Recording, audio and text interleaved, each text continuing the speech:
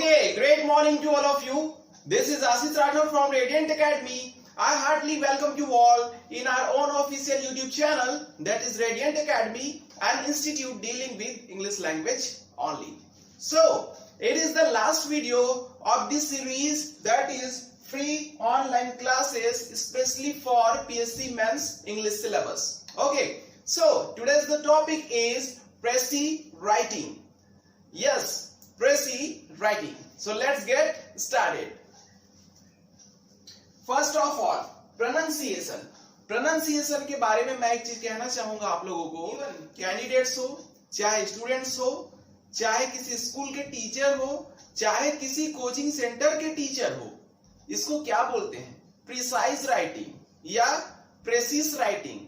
ठीक है, इन शब्दों का वो उच्चारण करते हैं इसके प्रोनाउंसिएशन के सेंस में, जबकि ऐसा कुछ भी नहीं है. Actual pronunciation is only precis. What? Precis. One by one पूरी इसकी ओरिजिन मैं बताऊंगा आपको. प्रोनाउंसिएशन प्रेसी. यस, ओरिजिन हुई है इसकी फ्रेंच वर्ड से, FRENCH. व्हाट? PRESEE. ये है इसकी ओरिजिन. इसी के सेंस में इसको बोला जाता है प्रेसी. और बहुत सारे लोग इसको IS को देखकर क्या बोलते हैं? प्रेसाइज या प्रिसाइज या प्रेसिस. इस टाइप का वो प्रोनाउंसिएशन करते हैं, जो कि बिल्कुल रॉन्ग है. नेक्स्ट, मीनिंग क्या होती है इस प्रेसी की? To summarise.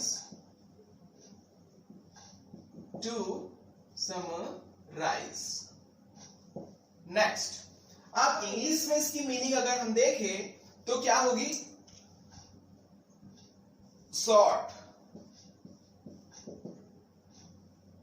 स्मॉल या प्रीसाइज.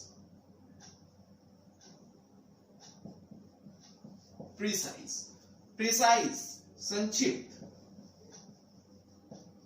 ठीक है, तो इसकी कंप्लीट मीनिंग क्या हो गई? संक्षिप्त. इन हिंदी में भी मैंने बता दिया आपको, छोटा करके लिखना. छोटा, संक्षिप्त रूप. तो ये उसकी कंप्लीट क्या हो गई? प्रोनाउंसिएशन से लेकर पूरी ओरिजिन की हिस्ट्री मैंने आपको बता दी. अब चलते हैं इसके डेफिनेशन पार्ट पे. Precis is clear, compact and logical summary of a passage. A précis is a clear, compact and logical meaning of या logical summary of any passage. Meaning क्या निकल रहा है यहां से?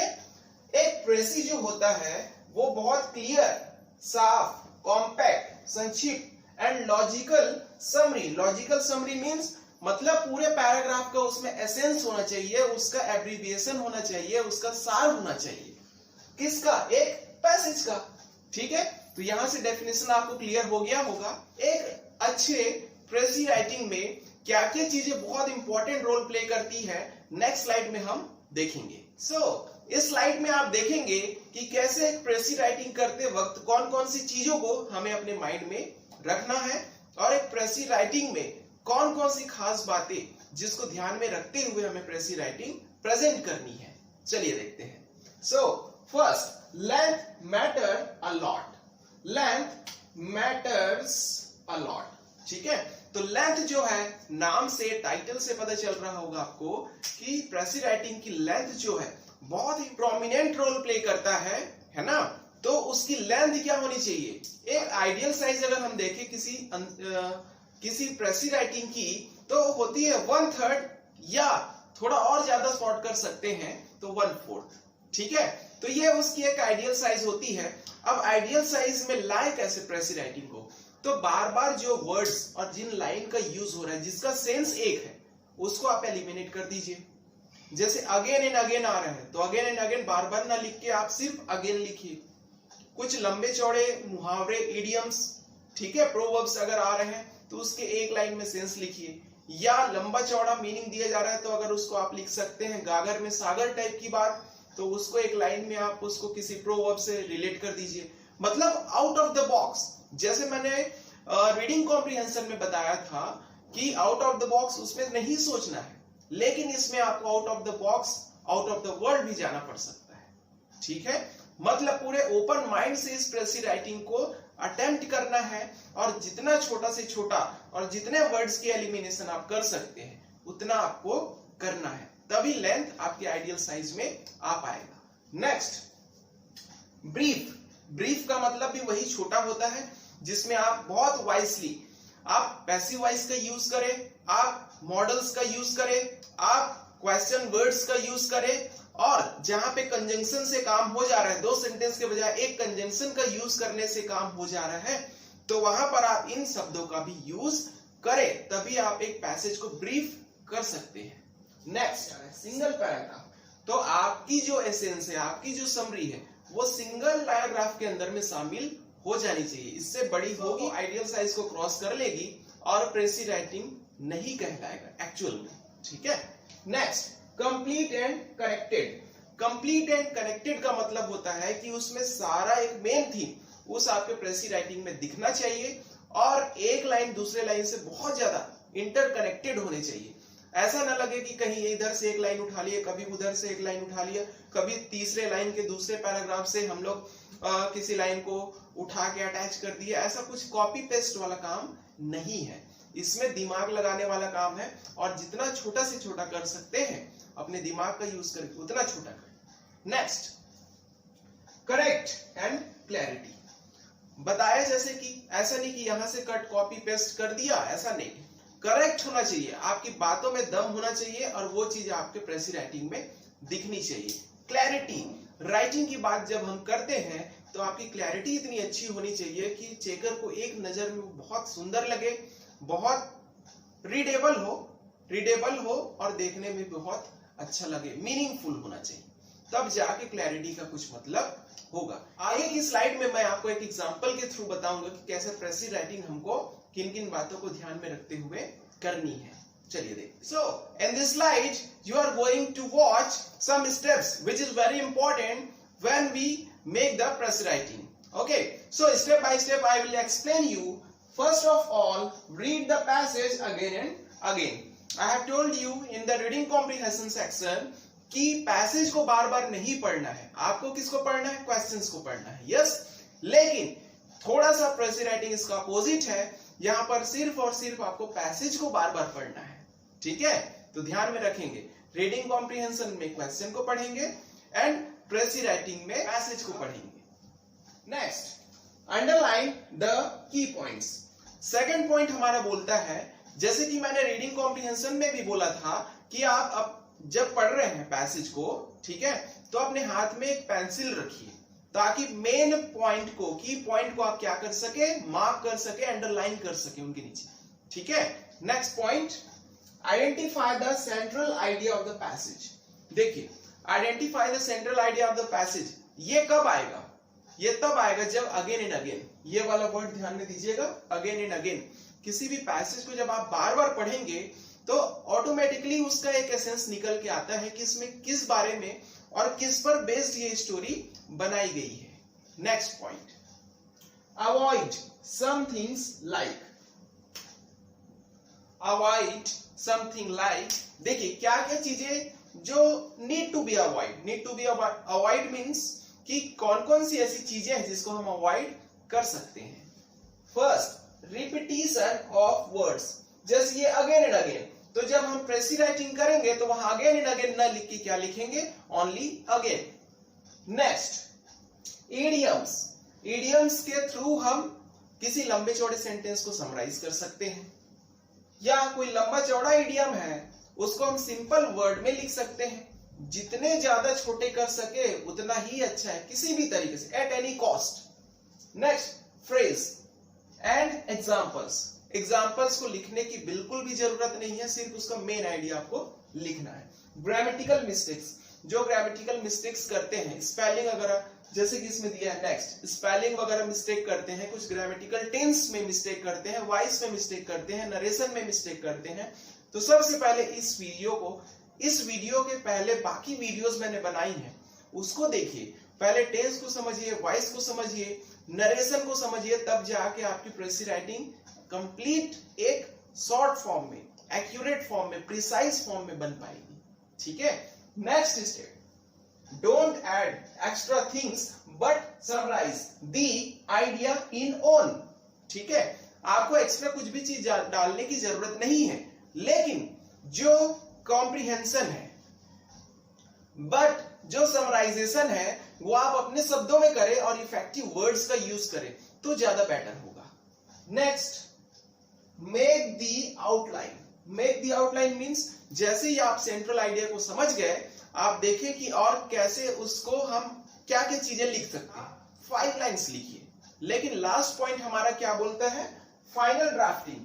फाइनल ड्राफ्टिंग मींस उस 5 lines में से आपको एटलीस्ट 3 लाइन्स और 4 लाइन्स या मिनिमम टू मिनिमम 3 लाइन्स में आपको कंप्लीट करना है। अगर पैसेज 10 लाइन्स का है तब की बात है। ठीक है, तो नेक्स्ट स्लाइड में मैं आपको दिखाऊंगा एक एग्जांपल के थ्रू कि कैसे हमें प्रेसी राइटिंग करनी है। फर्स्ट रूल मैंने ये कहा था कि पैसेज को बार बार पढ़ें, सेंट्रल आइडिया पे फोकस करें कि उसका सेंट्रल मेन थीम क्या है। चलिए देखते हैं। वाटर, कोई भी वर्ड अगर आपको समझ में नहीं आ रहा हो तो क्लियरली देखने के लिए जूम करें, अपने पिक्चर की क्वालिटी को बढ़ाइए। अगर YouTube में आप देख रहे हैं तो पिक्चर की क्वालिटी को बढ़ाइए, 480 1080 में सेट करिए, तब जाके एक एक वर्ड आपको क्लियरली दिखेंगे। क्योंकि रिकॉर्डिंग भी बहुत अच्छे कैमरे से हो रही है तो ये YouTube पर अच्छे से दिखेगी ही। अगर नहीं दिख रही है तो आप सेटिंग करिए इसको। So, water is the basis of life. Water is the basis of life. Every animal and every plant contains a substantial. Every animal and every plant contains a substantial. Pronunciation पर ध्यान दीजिएगा, substantial, not substantial. Pronunciation है substantial. Proportion of free and combined water in its body and no kind of physical activity is possible in which water plays a prominent role. यहां तक पहले देखें तो यहां पर water is the basis of life. Every animal and every plant contains मतलब उनमें होता है, substantial मतलब बहुत ही ज्यादा मात्रा में, प्रचुर मात्रा में, ample, ठीक है, abundance जिसको बोलते हैं हम। proportion of free, proportion मात्रा में, of free and combined, कुछ वाटर के फॉर्म में रहते हैं और कुछ चीजों में वाटर मिली हुई होती है तो उसको हम कंबाइंड फॉर्म बोलते हैं। in its body and no kind of physical activity is possible, और किसी भी तरह की फिजिकल एक्टिविटी पॉसिबल नहीं होगी जिसमें वाटर बहुत ज्यादा रोल प्ले करता है, बहुत इंपॉर्टेंट रोल प्ले करता है। द कंजर्वेशन मीन्स संरक्षण।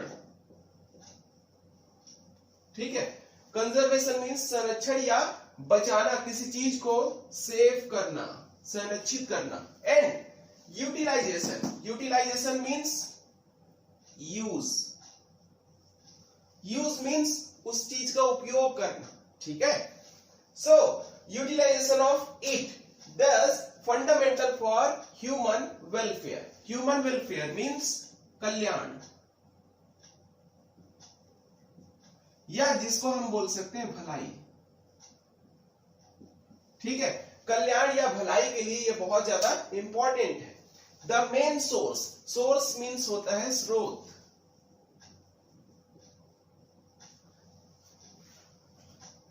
जिससे हमें कोई चीज मिलती है तो सोर्स क्या है, पानी के मिलने का सोर्स है हमारा। ऑफ वाटर इज रेनफॉल और स्नोफॉल। मच, हाँ, तो मेन सोर्स क्या हुआ, rainfall and snowfall. Much of Indian agriculture depends on, agriculture जो है हमारे इंडिया का पर्टिकुलर, वो बहुत ज्यादा डिपेंडेंट है किस पे, रेन पे। ठीक है, सो सीजनल रेनफॉल मतलब किस पे डिपेंडेंट है, सीजनल रेनफॉल पर। And is therefore very sensitive to any failure और इरेगुलरली ऑफ द सम। तो यहां पर यह बोला जा रहा है कि कभी कभी पानी बहुत ज्यादा या बहुत कम मतलब वेरिएशंस होती है रेन के लेवल, वाटर लेवल पे, ठीक है। तो बहुत ज्यादा बारिश हो जाती है तो भी नुकसान है, और बहुत कम बारिश होती है तो भी नुकसान है। Next, during the rainy season large quantities, rainy season के दौरान बहुत भारी मात्रा में ऑफ रेन वाटर, बारिश का पानी, ऑफ रेन वाटर, बारिश का पानी फ्लो डाउन, बह के चला जाता है, into the streams and rivers, धाराएं, छोटी छोटी धाराएं और नदियों में परिवर्तित होकर, एंड अल्टीमेटली, अंततः find their way to the sea, और अंततः वो समुद्र में मिलने के लिए अपना रास्ता ढूंढ ही लेती है। Next, loss to the country, यहां पर कॉमा लगा हुआ है, comma, loss to the country, और ये अल्टीमेटली समुद्र में जाने के बाद वो हमारे किसी भी काम का नहीं होता, जो कि पूरे देश के लिए नुकसानदेह होता है। कैसे, आगे बताएंगे। The harnessing is a river is, हमारी नदियों में जो पानी रहना चाहिए वो नदियों का पानी अल्टीमेटली चला जा रहा है कहां, समुद्र में, फिर हम उसका कोई भी यूज नहीं कर पा रहे। Is therefore it great national problem to be dealt with no national lines, इस वजह से, ये सिर्फ हमारे इंडिया की कंडीशन नहीं है, बाकी आप अलग कंट्रीज में भी देखेंगे तो वहां पर भी ऐसा होता है। तो यहां पर यह बोला जा रहा है कि इस प्रॉब्लम से निपटने के लिए पूरे नेशन वाइड एक साथ होकर हमें कोई बहुत स्ट्रॉन्ग स्टेप और बहुत अच्छी पॉलिसी मेक करनी पड़ेगी, बनानी पड़ेगी, जिससे हम अपने वाटर लेवल को या पोर्टेबल वाटर टेबल को बढ़ा सके। ठीक है, तो यहाँ पर पूरे पैसेज को देखने के बाद हमको क्या समझ में आ रहा है कि हमको ये समझ में आ रहा है, इसका मेन सेंट्रल थीम बोला जाए तो क्या है, वाटर, वाटर एंड वाटर। क्योंकि सारी चीजें शुरू से लेकर पूरे लास्ट तक कहाँ की, किसकी बात हो रही है, पानी की बात हो रही है। पानी पौधों में पाया जाता है, जानवरों में पाया जाता है, मनुष्यों में पाया जाता है, उसकी हर एक एक्टिविटी में पाया जाता है, फैक्ट्रीज में उसकी जरूरत होती है, लाइटिंग के लिए उसकी जरूरत होती है, कोई प्रोडक्ट को मैन्युफैक्चर करने के लिए उसकी जरूरत होती है। उसके सोर्स क्या है, तो रेनफॉल है, रेनफॉल ज्यादा होता है तो भी प्रॉब्लम, कम होता है तो भी प्रॉब्लम। और हमारी इंडियन जो फार्मिंग है वो बहुत ज्यादा डिपेंडेंट है इस पर। और दूसरी चीज, रेनफॉल और स्नोफॉल हमारा मेन सोर्स है, अगर वह बहती है तो बहते बहते वो पूरी समुद्र में चली जाती है, जिसकी वजह से बहुत सारे पानी का हमारे देश के लिए ये लॉस की तरह माना जाता है। और सभी देश के लोगों को इस पर स्ट्रॉन्ग एक एक्शन लेकर एक नई पॉलिसी बनानी चाहिए, जिससे कि हम अपने रेनफॉल को, अपना रेनफॉल जो भी वाटर है उसको सेव कर सके, और अपने ड्रिंकिंग वाटर टेबल को, वाटर लेवल टेबल को हम क्या कर सके, इंप्रूव कर सके। ठीक है, तो आप इसको रिटर्न में करते हैं। So first, water is the basis of life. तो ये बहुत इंपॉर्टेंट लाइन है, क्योंकि इसी लाइन के ऊपर पूरा सारा ये स्टोरी बना हुआ है। तो मैं यहां पर लिखता हूं इसको, यहां से स्टार्ट करते हैं। Water is the basis of life. ठीक है, next, every animal and every plant.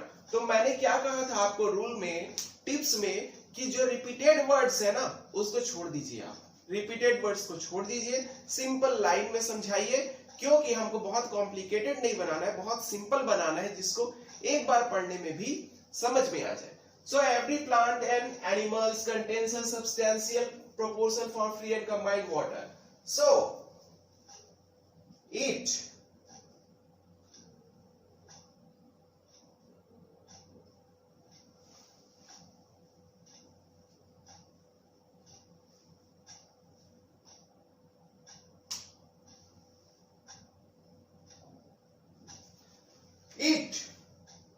plays a prominent role in plant, animal and human being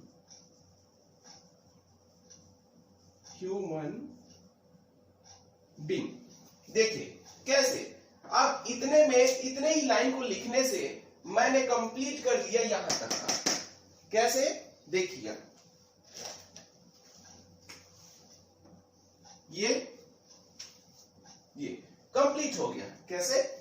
The substantial proportion of free and combined water in its body and no kind of physical activity is possible in which water plays prominent role. मैंने क्या लिखा? Water is the basis of life. It plays a prominent role in plant में, animals में and human being में। तो उनसे ये जो काम करेंगे उसमें पानी का, वाटर का बहुत इंपॉर्टेंट रोल होगा, चाहे वो फिजिकल हो, चाहे खाना बनाने के लिए हो, चाहे और किसी ग्रोथ के लिए हो।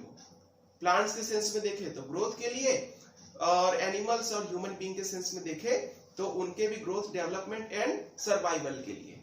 ठीक है, next, the conservation and utilization of it is fundamental for every human welfare. तो हम बोल सकते हैं so we have to conserve and utilize it in proper manner. Utilise, ये क्या है? यूटिलाइज। चलिए फिर से लिख देते हैं, utilise. Okay, utilise it in proper manner. तो यहां पर हम बोल रहे हैं so we have to conserve and utilise it in proper way. तो हमें क्या करना है? इसको बचाना है और इसका सही तरीके से, अच्छे तरीके से, अच्छे ढंग से इसका यूज करना है। नेक्स्ट, तो यहां तक मैंने कहा, ये कंप्लीट हो गया। The main source of water is rainfall and snowfall much of Indian. ठीक है, तो ये भी लिख दीजिए, the main source of water is rainfall and snowfall. Okay, next, तो अभी हमारा कंप्लीट हो गया यहां तक। Next, much of the Indian agriculture depends on seasonal rainfall and is therefore very sensitive to any failure or irregularity of the sum. Next, our agricultural practices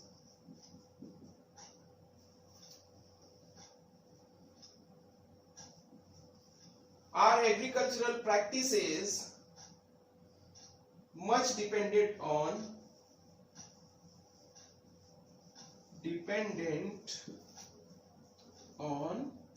seasonal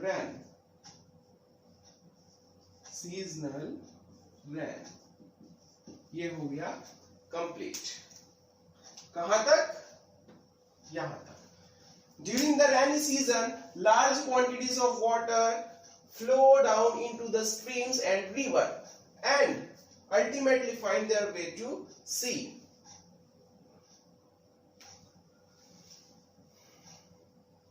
It is the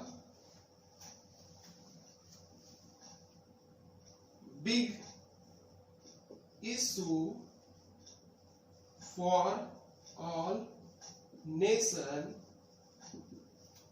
to